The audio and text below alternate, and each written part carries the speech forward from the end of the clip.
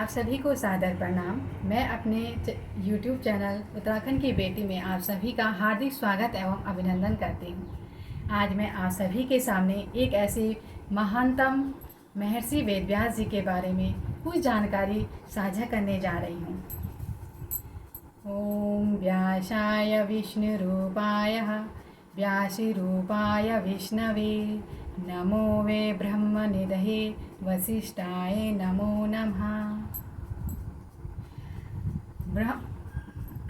वेदव्यास जी को नमन है, जो वास्तव में भगवान श्री विष्णु जी हैं, और भगवान श्री विष्णु जी को नमन है, जो वास्तव में भगवान वेदव्यास जी हैं, जो ब्रह्मनिधि हैं और वशिष्ठ जी के वंशज हैं और भगवान श्री विष्णु जी के 24 अवतारों में से एक हैं।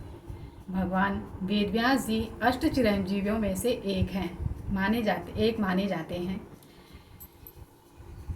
महर्षि वेदव्यास जी के पिता पराशर और माता सत्यवती है। उनका जन्म यमुना के किसी एक द्वीप में हुआ था, जिस कारण उन्हें द्वीपायन कहा जाता है। कृष्ण रूप के कारण उन्हें कृष्ण द्वीपायन भी कहा जाता है, और बद्री वन में निवास करने के कारण उन्हें बादरायण नाम से भी जाना जाता है, और वेदों का विस्तार करने के कारण उन्हें वेद व्यास जी कहा जाता है। ऐसे महान वेद व्यास जी ने जिन्होंने महानतम ग्रंथ महाभारत की रचना की है।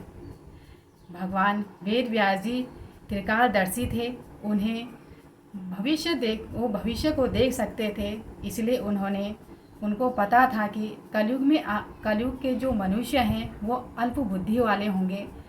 इसीलिए उन्होंने एक विशाल वेद को 4 भागों में विभक्त कर दिया, और उन 4 भागों में विभक्त करने के बाद 4 वेदों को उन्होंने सबसे पहले अपने शिष्यों को उन वैदिक संहिताओं का अध्ययन करवाया, जिनमें उनका सबसे प्रमुख शिष्य लैम जी को उन्होंने ऋग्वेद का अध्ययन करवाया। वैशंपायन को उन्होंने यजुर्वेद का अध्ययन करवाया। जैमिनी को उन्होंने सामवेद का अध्ययन कराया, और सुमंतु को उन्होंने अथर्ववेद का अध्ययन कराया। इस प्रकार उन्होंने अपने चारों वेदों को चारों शिष्यों को वैदिक संहिता का अध्ययन करवाया।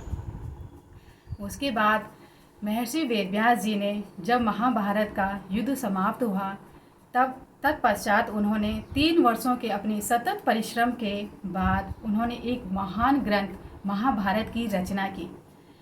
जब उन्होंने महाभारत की रचना की, इसीलिए उन महाभारत ग्रंथ को 5वां वेद कहा जाता है, जो उन्होंने अपने 5वें शिष्य लोमहर्षण को पढ़ाया था, सबसे पहले पढ़ाया था।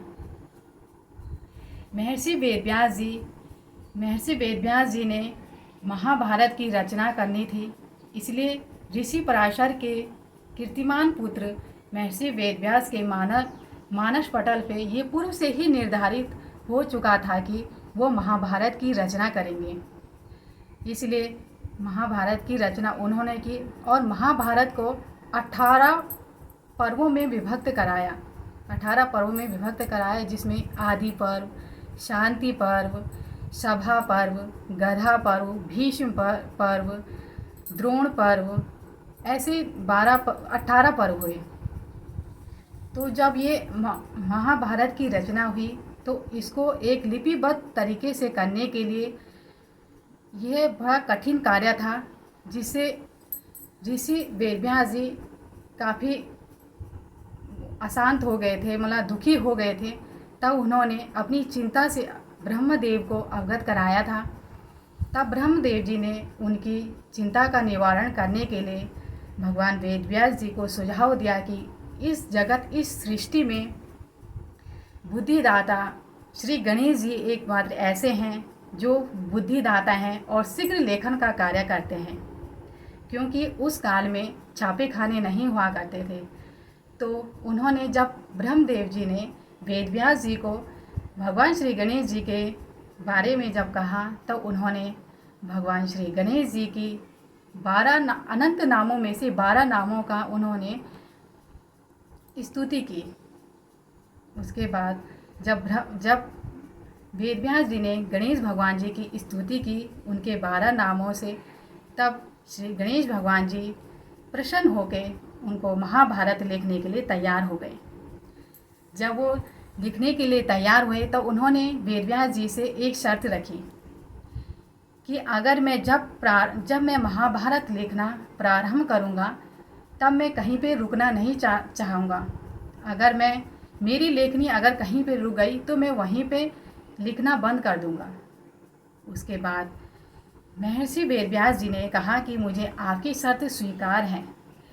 तत्पश्चात वेदव्यास जी ने भी गणेश भगवान जी के सामने एक शर्त रखी। उन्होंने कहा कि ठीक है, आप लेखन का कार्य करोगे, पर आप लेखन का कार्य तभी करोगे जब मैं प्रत्येक श्लोक का जिस प्रकार से रचना करूँगा और आप उसको भली भांति समझ कर और उसे सरलीकरण तरीके से उसका लेखन कार्य उसका लिपिबद्ध करोगे।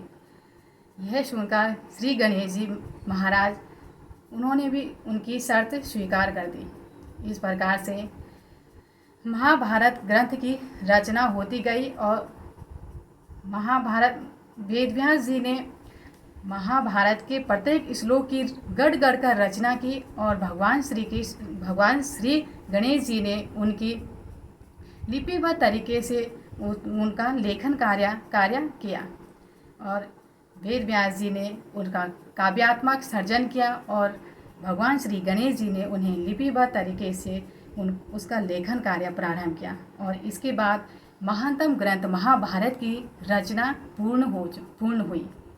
और कहा जाता है कि जब भगवान श्री गणेश जी जब महाभारत ग्रंथ लिख रहे थे तब उनकी लेखनी टूट गई थी। लेखनी यानी कि कलम को लेखनी कहा जाता है।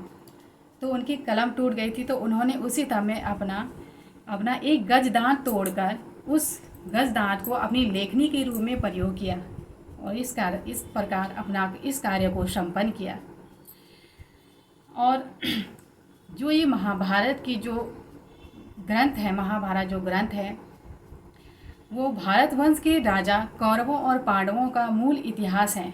इसमें उनका मूल इतिहास है और उनके प्रलयकारी उनके विकराल युद्ध के नाम से प्रख्यात ये महाभारत ग्रंथ रचा गया।